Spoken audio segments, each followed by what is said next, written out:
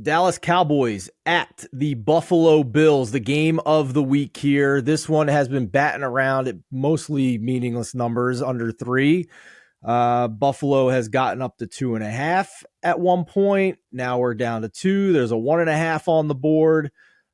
Total here has been around the low 50s in this one, despite the fact that we might have a little bit of rain and wind in the forecast up in Buffalo.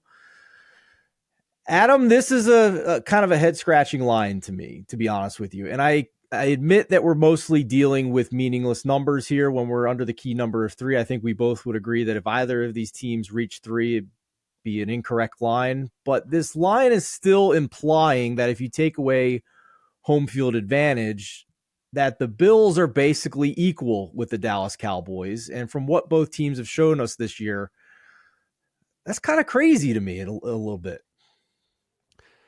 So what you have to ask yourself about Dallas has nothing to do with Dak Prescott, has nothing to do with the offense. It has to do with, do you believe that this defense can limit a good offense? Because it wasn't that long ago that we watched Geno Smith slice and dice them on a Thursday night and nearly pull off a victory. And I can't get too far into calling Dallas a great defense with what they did to Philadelphia last week, because the Eagles had 3 fumbles in plus territory leading to what happened with that offense. They should have scored a lot more points than they did. And this is a big ask against the Buffalo offense that seems to have at least found its footing here later in the season. So let's look at the weather forecast, as you mentioned. It's very important for this game. And as Matt has told you, don't bet weather forecasts early in the week. However, in Buffalo, we're seeing definite rain and a minimum of 17 miles an hour of sustained winds, probably gusting up higher than that. Do both of these quarterbacks have the arm to rip it directly through that wind? Yes, they certainly do. But 50 is a big, big number. And yes, I didn't love having an under in Philly and Dallas last week. It didn't feel comfortable, but it got there.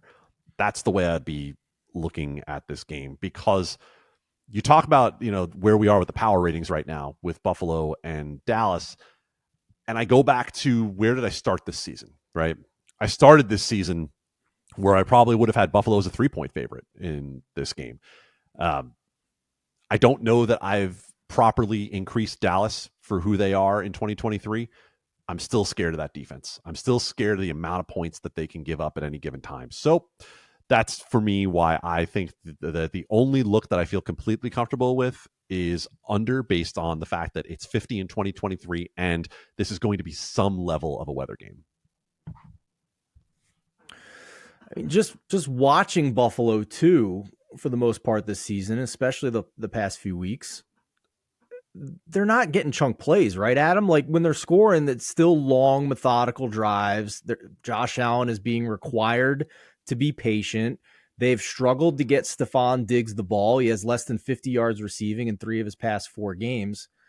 That also would help an under in this game. Even if they are being efficient in moving the ball, if the drives are taking longer and eating up clock, that's another reason why it'd be tough to get to that number in this one, on top of the weather concerns. So I have not bet it yet, but I am certainly interested in the under in this game if it's going to be there. I'm just waiting to see if we kind of get to the keyish number of 51. With the weather, I'm not sure we're going to get it, but don't really lose much waiting to see if we get it.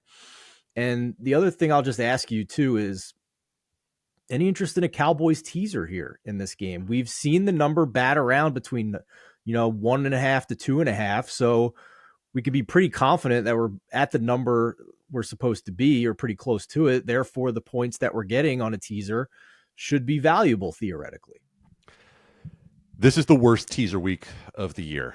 It's not really even all that close. The problem here is you have to believe that you are significantly right about the total handicap to feel more comfortable with the teaser leg, because the 8 points in a 50-point total, if you believe it's going to play somewhere up that high, they don't mean nearly as much as they would, say, if you wanted to go play them in the Pittsburgh game, where you're going to go and take the Steelers and get 8 points in a 42-point total. It's just not quite the same. I do think of a weak crop of teaser legs in terms of standard Wong teaser legs, it's probably the one I like the best. There is a 2.5 on the board in Vegas, and you could find a way to pair that up with, say, a non-Wong teaser of the Rams down to 0.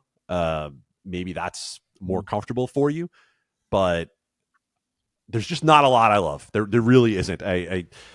There's questions for me about the Kansas City offense. There's questions for me about the Pittsburgh offense, the other natural teaser legs.